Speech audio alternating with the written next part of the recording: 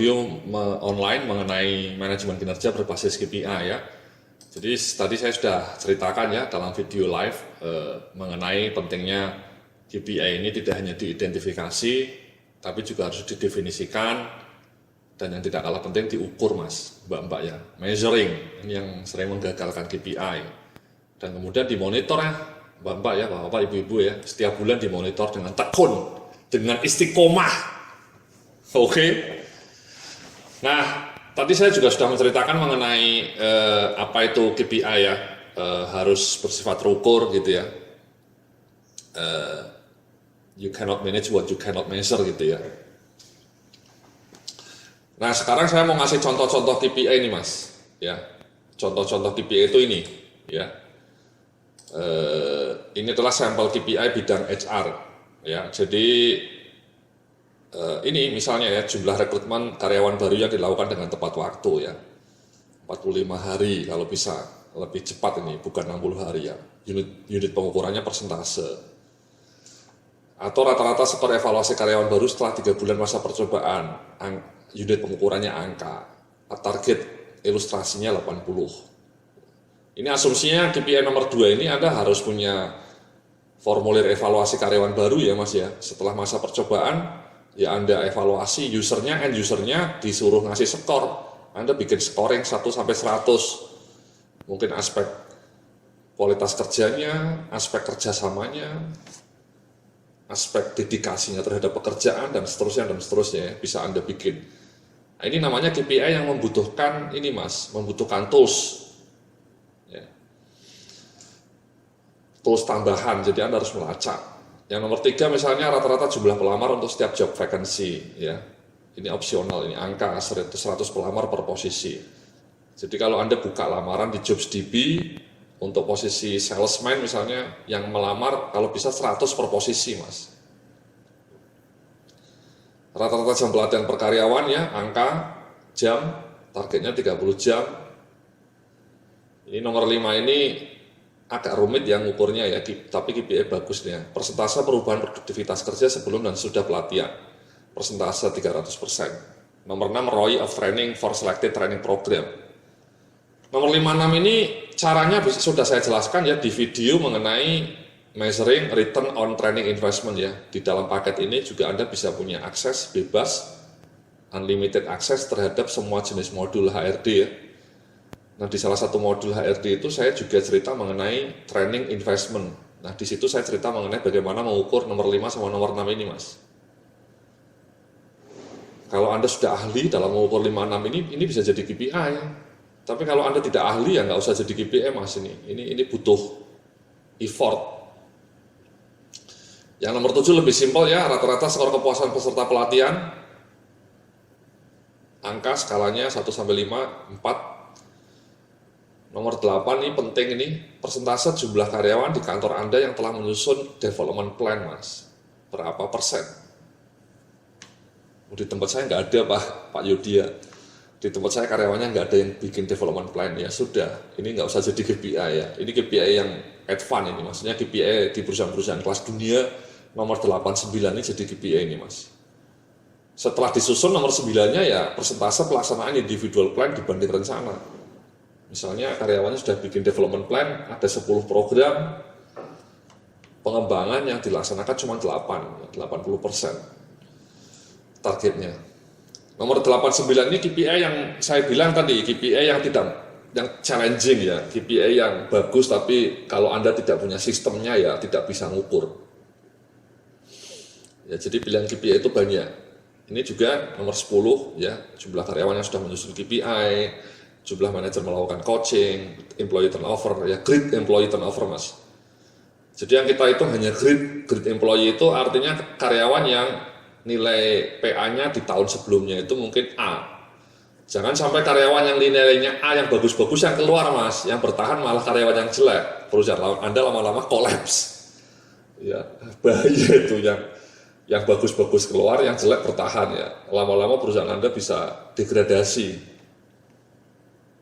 Ini tadi saya cerita ya skor kepuasan karyawan, Anda harus punya instrumennya.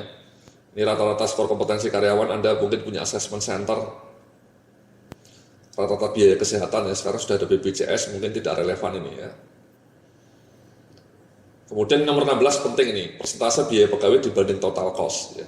Maksimal berapa persen, biaya gaji, biaya lembur, biaya seragam, asuransi kesehatan karyawan gitu ya, biaya transportasi karyawan, semuanya berapa, maksimal 7,5%. Profit per employee dalam rupiah 200 juta. Cara ngitungnya adalah jumlah profit perusahaan Anda dibagi jumlah karyawan. Misalnya profit perusahaan Anda 10 miliar, jumlah karyawan Anda misalnya cuma ada 100, ya 10 miliar bagi 100, ya berapa juta itu, 100 juta mungkin. Ya. Nah ini kalau Anda perhatikan KPI itu semua pakai ini Mas ya, pakai nominal ya, rata-rata skor, persentase, biaya, profit, rasio, employee turnover, persentase, jumlah, ini rata-rata skor, jadi unit pengukurannya bisa persentase, bisa angka gitu ya. Bisa rupiah juga, ya bisa rupiah. Jadi KPI itu bisa berbeda-beda unit pengukurannya Mas. Bisa rupiah, bisa persentase, bisa angka,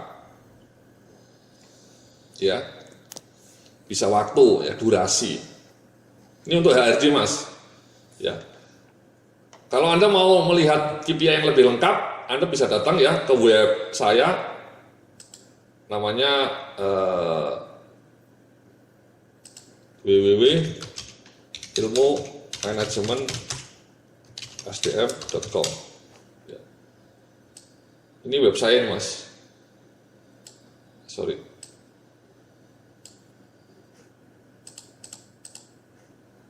Web saya Mas, ya. Anda bisa datang ke sebentar.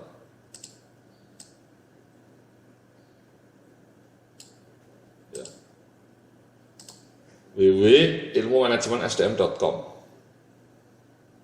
Ya Mas ya.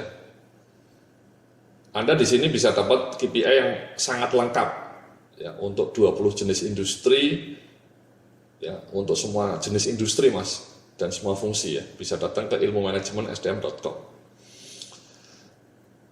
Nah, selanjutnya ini KPI bidang marketing Mas ya. Ini ya, lazim ya, pertumbuhan penjualannya, market share-nya, skor kepuasan pelanggan, ROI of marketing programs. Ya ini tidak mudah mengukurnya ya. Jadi jarang pakai KPI nomor 4 ini. Jumlah pengembangan produk baru, berapa produk baru, ketersediaan barang di pasar, jumlah penjualan per distribusi ya, per outlet, jumlah jam, rata-rata jam untuk menyelesaikan komplain ya. Nah ini Mas ya, bisa pakai jam, bisa pakai rupiah, pakai persentase, pakai angka. Ini targetnya ilustrasi saja. Ya, nomor 4 ini jarang diukur Mas ya. Yang paling sering diukur itu nomor 1, nomor 2, nomor 3, nomor 5 sering. Nomor 6 juga sering ini. Jangan sampai perusahaan Anda barangnya tidak tersedia di pasar. Ya, jadi orang mau beli tidak bisa, itu bahaya. Ya. Salah satu kehebatan Unilever ya, produsen Rinso, Lifebuoy itu kalau Anda sampai ke pelosok-pelosok pasar-pasar tradisional tetap bisa beli Lifebuoy, tetap bisa beli sabun lek atau sampo clear gitu ya. Itu artinya availability-nya sangat bagus. Sampai Papua sana ada. Itu marketing Mas. Ini IT Mas ya, KPI IT contohnya ya, uptime sistem jaringan komputer ya 99%, jangan pernah down. Kemudian ini persentase perbaikan komputer yang dapat diselesaikan sesuai waktu yang telah ditetapkan ya. Kalau ada komputer yang rusak atau kena virus, dalam waktu 1 hari sudah selesai misalnya. Implementasi aplikasinya ya cepat, nomor 3 itu Mas ya. Jangan molor, aplikasi HRIS, aplikasi SAP misalnya. Yang nomor 4 jumlah pengembangan produk barunya. Yang nomor 5 ini skor kepuasan Anda sebagai user atas layanan bidang IT, happy nggak dengan layanan bidang IT ya. Nomor 6 ini ROI ini juga tidak mudah diukur ya, ini opsional juga. Nomor 7 penting ya, berapa jumlah pengunjung ke web company Anda, jangan-jangan Anda perusahaannya punya website tapi tidak pernah ada yang berkunjung. Ya, kalah dengan blog saya ya, blog saya itu pengunjungnya setiap hari 5.000 orang, 5.000 visitors. Ya. Perusahaan Anda mungkin pengunjungnya setiap hari cuma 500 ya, punya saya blognya bisa sampai 5.000. Kemudian jumlah cabang yang terkoneksi secara online. Ya, ini angka persentase. Ini finance Mas ya. KPI bidang finance, operating cost ratio, cost of fund, ketersediaan cash flow, ya. Piutang jangan sampai molor ya. Jangan sampai piutang Anda itu terlambat ya, pelanggan Anda bayarnya telat terus, bahaya itu. Audit finance-nya zero finding. Nomor 67 ini sering ya jadi KPI, laporan keuangannya jangan telat, tanggal 10 bulan berikutnya sudah tersaji. Ya. Sama nomor 67 ini Mas. Ya. Kemudian return on asset, ya, return on investment dan seterusnya. Produksi, ya. Durasi machine downtime jangan sering-sering, frekuensinya juga, defect rate, jumlah order sesuai schedule, manufacturing practices, WIS, kapasitas produksi, ini utilisasi, biaya lembur. Nah ini kalau Anda lihat ya, unit pengukurannya bisa ada jam, angka, persentase, dan ton per jam nih kapasitas produksi ya. Bisa juga rupiah, biaya lembur. Jangan sampai 15 juta per shift. Jadi itulah Mas ya, Mbak ya, contoh-contoh KPI yang nanti bisa Anda gunakan ketika Anda mencoba melacak pembuatan KPI. Nah nanti saya akan terangkan bagaimana menyusun KPI yang lebih tepat ya. Setelah Anda punya contoh-contoh ini mungkin lebih punya bayangan apa itu, seperti apa KPI itu ya. Nah kemudian saya nanti akan kasih tahu caranya untuk membuat perhitungan skor KPI ya. Jangan lupa Anda bisa ke ilmu manajemen SDM ya. Coba saya tunjukkan ya. Kita berkunjung ilmu manajemen SDM.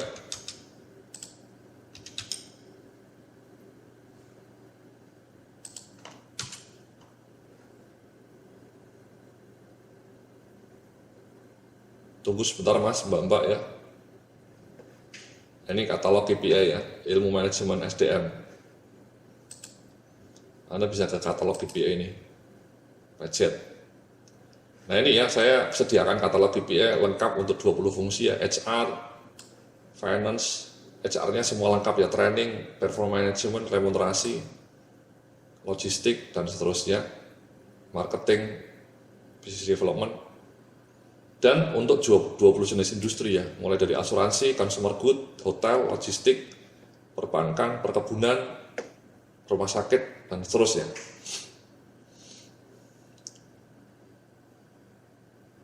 Jadi Anda bisa ke situ Mas ya, ilmumanajemen.sdm.com itu. Nah nanti setelah Anda tahu KPI-nya ini, nanti saya akan terangkan bagaimana cara scoringnya ya. Terima kasih, sampai jumpa dalam video berikutnya.